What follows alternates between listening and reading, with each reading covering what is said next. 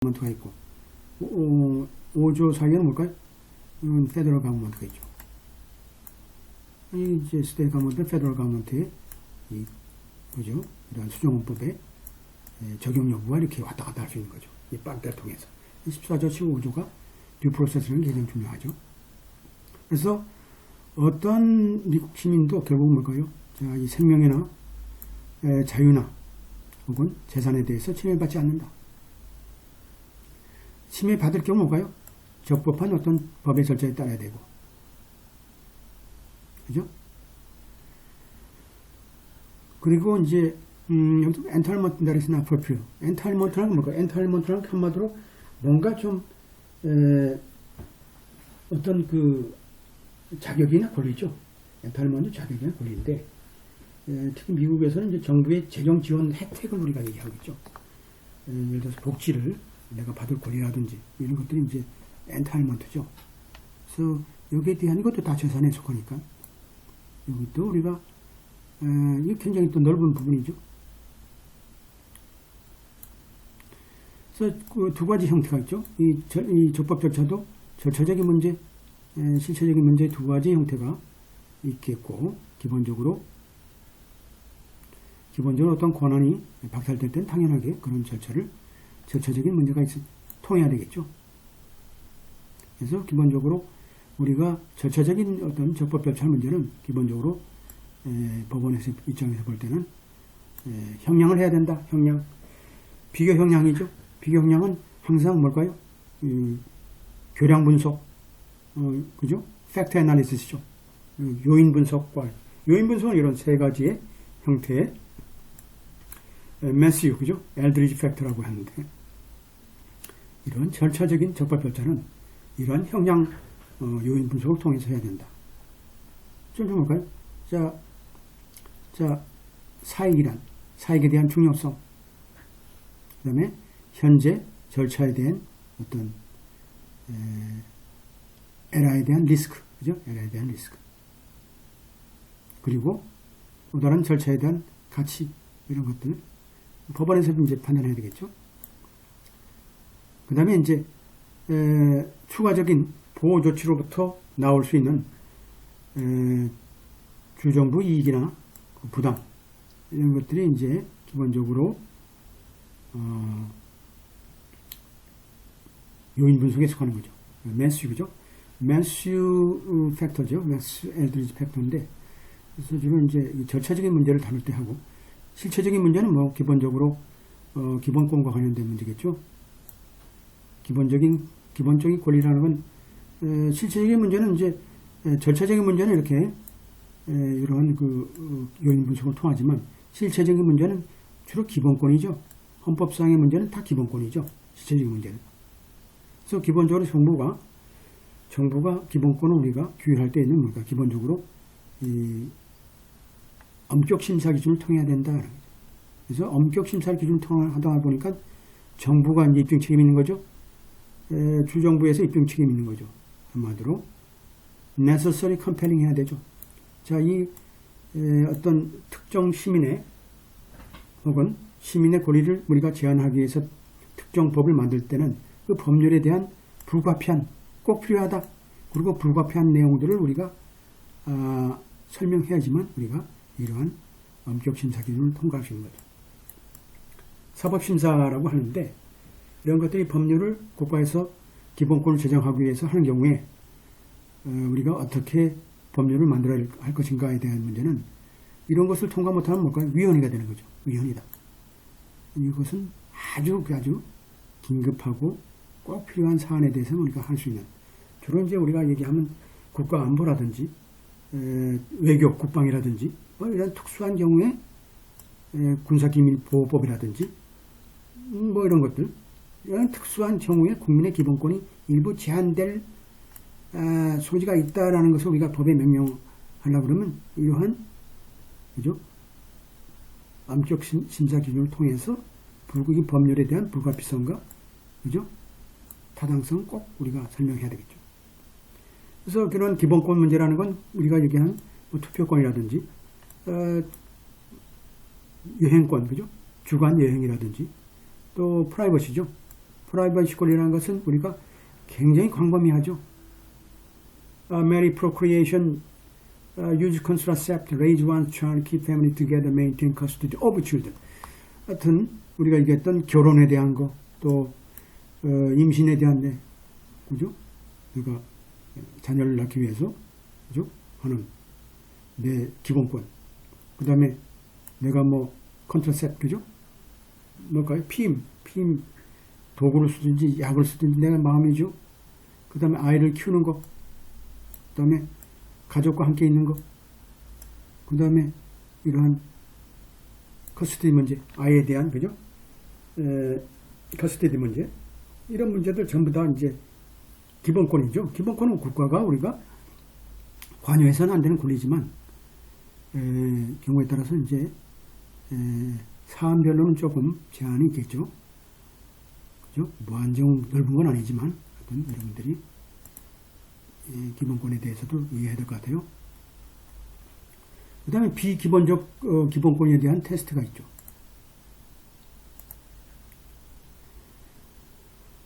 자, 이런 기본권을 구성하고 있는 우리가 어떤 행위를 규율할 때는 뭘까요? 뭐 이런 게 뭘까요? 기본권적 기본권이니까 비기본적 기본권은 한마디로 반대죠. 스크루트니가 한마디로 스트릭 스크루트니가 아니고 제 비례성의 심사 기준 이성은 기준을 한마디로 비례성 심사 기준이라고 하죠. 우리나라에서도 우리가 한 법학자들이 얘기하는 비례성 심 proportionality based 테스트를 하는데 rational based 똑같은 말이에요. 그래서 기본적으로 이건 뭘까요? 원고에 대한 원고가 입증 책임이 있죠. 한마디로 법 자체가 우리가 정부 이익과 합리적으로 관련이 없다라는 사실을 우리가 입증해야 되죠. 기본적으로 이제 이런 것들은 뭘까요? 주로 이제 동사무소라든지 또 어떤 기관에서, 정부의 기관에서 우리가 민원을 볼 때 특정 사안에 대해서 우리가 공무원의 재량권이 일부 있다라는 것이 대부분 다 이런 비례성 심사기준 원칙에 따라서 우리가 한다는. 다 이해되시는 거죠? 이해되시면서 오늘 양이 많기 때문에 우리가 쉬지 않고 해보는 겁니다. 그 다음에 이제 그 평등권과 관련된 문제, 평등권도 이제 우리가 볼 때는 뭘까요? 누구나 이제 평등권을 우리가 침해받지 않고 거부당하지 않죠. 그래서 우리가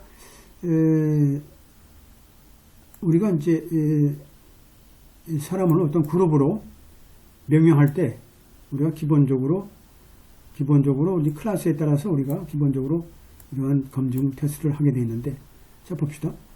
우리가 보게 되면 자 먼저 가장 높은 단계의 사법심사 심사 기준을 볼 때 엄격 심사, 두 번째 중간 단계의 심사 기준, 세 번째 비례성 심사 기준 세 가지가 있는데, 제로 보고 봐요. 뭐 서스펙 클래스죠.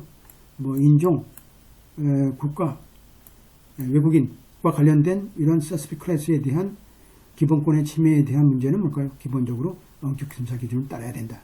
이런 부분을 우리가 제한할 때는 뭘까요? 굉장히 법을 만들기 힘든 거죠. 그리고 입증 책임은 정부한테 있고, 그리고 입증하는 방법은 그 법 자체가 뭘까요? 필요하고 컴펠링하다. necessary compelling 외워야 돼요. necessary compelling strict scrutiny. 그죠? 그 다음에 비례성 심사 기준 제일 먼저 봅시다. 입증 책임 누구? 원고. 그 다음에 합리적인 정부 이익 자체가 그죠? rationally니까 뭐예요? rationally 한마디로 이성적으로 합리적으로 연관이 없다라고 이제 우리가 플랜티프가 주장해야 되겠죠. 이건 기본적으로 모든 클래스에 해당되는 거고, 이건 누구나 해당되는 거고, 이거는 뭘까요? 서스펙 클래스에 해당되는 거고. 서스펙 클래스는 뭐죠?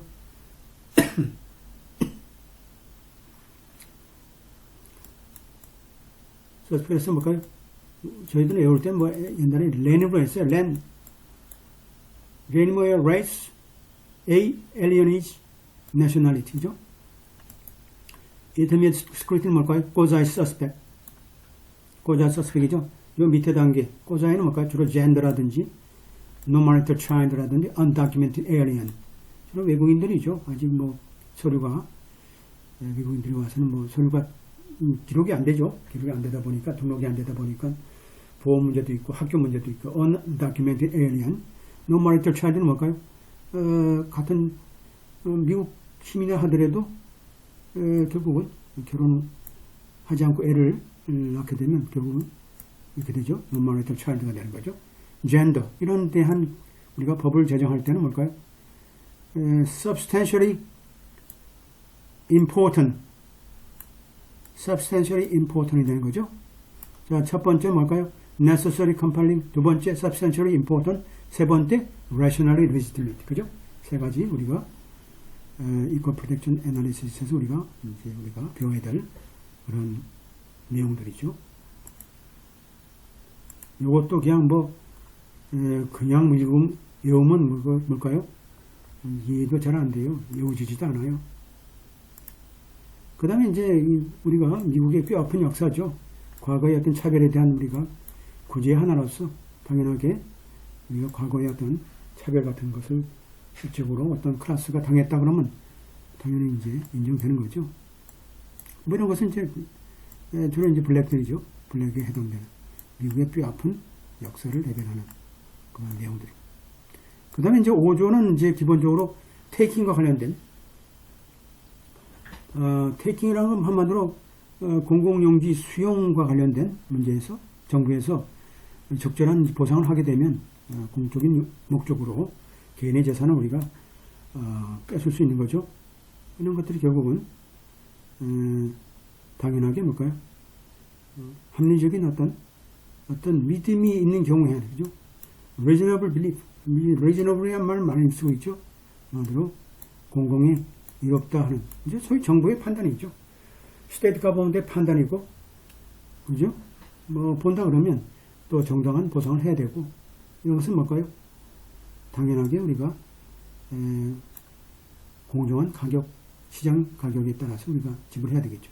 이런 것들이 이제 우리나라에도 보상심의위원회 같은 경우 공공용지를 우리가 수용할 때 공공용지 수용 그죠? 위원회에서 우리가 이러한 보상 여부에 대해서 우리가 적절하게 판단하죠. 거의 다 시가로 하고 있는 거죠. 시가로 하고 있는 그런 형태고, 그 다음에 사실상 점유적인 포제설이 사실상 점유적인 수용 방법이 있죠. 그러니까 정부에서 사실상 물리적으로 이미 그죠? 뭐 적은 부분이라 할지라도 일단 재산을 우리가 점유하고 있는 경우, 그런 경우도 있죠. 당연하게 공적인 목적으로 어떤 특수한 사항이 있는 경우가 있죠. 이런 포제서리 테이킹 같은 경우. 그 다음에 이제 레귤레이터리 테이킹. 요건 이제 시험에 또 많이 나왔어요. 과거에. 처음에는 이제 이런 첫 번째 가장 원초적인 문제가 시험 나오다가 이제 뒤쪽으로 나와요. 그래서 레귤레이터리 테이킹에 대한 문제를 소위 뭘까요? 경제적으로 이제 못 쓰게 되는 거죠. 어떤 규정을 만들어서. 그거는 뭘까요? 일종 주거지역 자체를 뭘까요? 갑자기 전으로 만든다든지, 그죠? 상업지역을 갑자기 주거지역으로 만든다든지 하게 되면 문제가 생기는 거죠. 이런 것들이 이제 펜 센트럴 팩터라고 해가지고, 레귤레이터리 테이킹이죠. 그래서 사실상 우리가 청구자에 대해서 규정에 대한 경제적인 영향이 있는 경우, 그 다음에 그 간섭이죠. 간섭에, 소위 투자를 통한 어떤 예상의 어떤에 대한 인터피어런스 정도, 어느 정도 침해 정도죠. 그 다음에 이제 레귤레이션의 성격, 이게 이제 레귤레이션 테이킹이죠. 보게 되면 저 10 state central factor는 이게 한마디 판례죠. 판례인데 보게 되면 사실은 이 레귤레이션 테이킹이 경우에 따라서는 굉장히 현대사회에서는 많을 수 있어요. 이런 것들이 내 땅을 갖고 있다가 결국은 무용지물 된 경우도 많잖아요. 이런 경우는 보상해달라. 결국은 뭘까요? 결국은 뭘까요? 보상을 하는데 수용을 하는 경우가 많죠. 정부에서 매입해가지고 그 땅을 시가로 매입해서 이제 주는 경우가 많죠. 이런 것들이 바로 레귤레이터리 테이킹에 속한다.